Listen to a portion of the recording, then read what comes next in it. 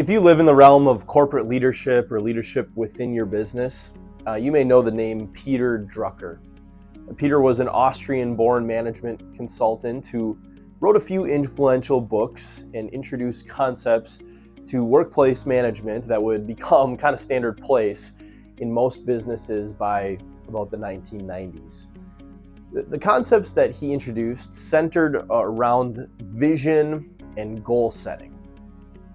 That an organization can be most efficient and effective if most, if not all of the organization can buy in to this vision and goals and move forward together.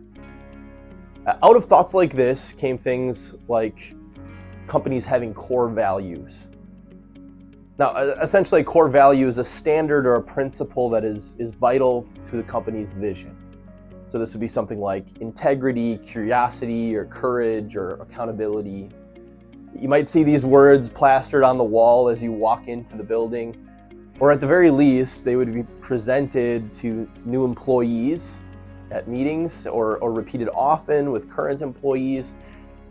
But the idea is that these characteristics or traits or values will drive the day-to-day workings of the company in both big and small ways. In an interesting way, the business world found out what the Bible has proposed all along, that words and actions that you see in everyday life flow from within a person. Those words and actions come from a heart that is producing those words and actions. So, if the words and actions are the only thing that you try to teach and correct, well, then you're really just addressing just surface level behaviors, but you're not addressing the heart. If you can get people to buy into your values, that inevitably will produce words and actions from those shared values. Now, this isn't a business lecture, but what Proverbs 3:1-4 suggests is that some core values for Christians to live by would be love and faithfulness. Proverbs says, "My son, do not forget my teaching, but keep my commands in your heart. For they will prolong your life many years and bring you peace and prosperity. Let love and faithfulness never leave you. Bind them around your neck, write them on the tablet of your heart. Then you will win favor and a good name in the sight of God and man." Now, I want to double click on the phrase, "let love and faithfulness never leave you." Now, by love, we aren't talking about the feeling of love or the pursuit of romantic love. By love, a decision is meant. Make the decision to love, despite how you feel. Make the decision to give up yourself, to be selfless, despite how you feel. This is love the way God defines love, the way He showed love in Jesus. And let faithfulness never leave you. The idea here from the Hebrew is reliability, stability, or firmness. This faithfulness is the way God defines faithfulness. Throughout the Bible, we see a God who is committed to His promises. His people would reject Him, run away from Him, they would disown Him, yet He would remain faithful to His promises. He didn't change in the way that He loved people. He was reliable and stable. He was firm ground. Bind these around your neck. Write them on the tablet of your heart. Forget the long list of characteristics that you aspire to show in your life, and let these be the ones that become a part of who you are. For many good things flow from love and faithfulness as a consequence. And Proverbs says, watch this bring blessing in your life and to those around you.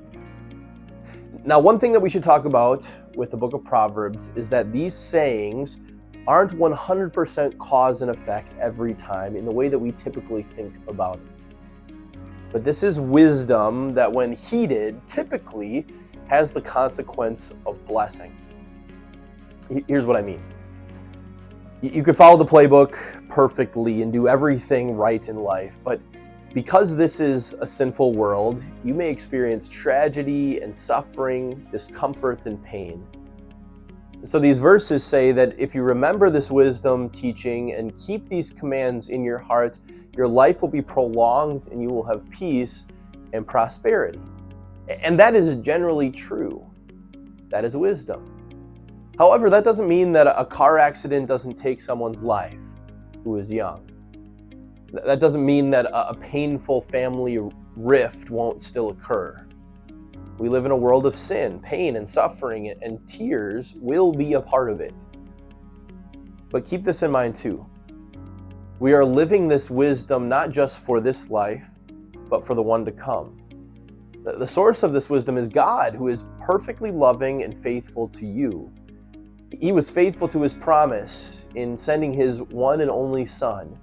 In his love, he sent this Son to show mercy to you, that by his perfect life and innocent death, you would be forgiven of all of your sins, and one day brought to heaven to be with him. So, would it be nice to have prolonged days on the earth and peace and prosperity? Sure. And if God grants that to me through the love and faithfulness that he produces within me, great.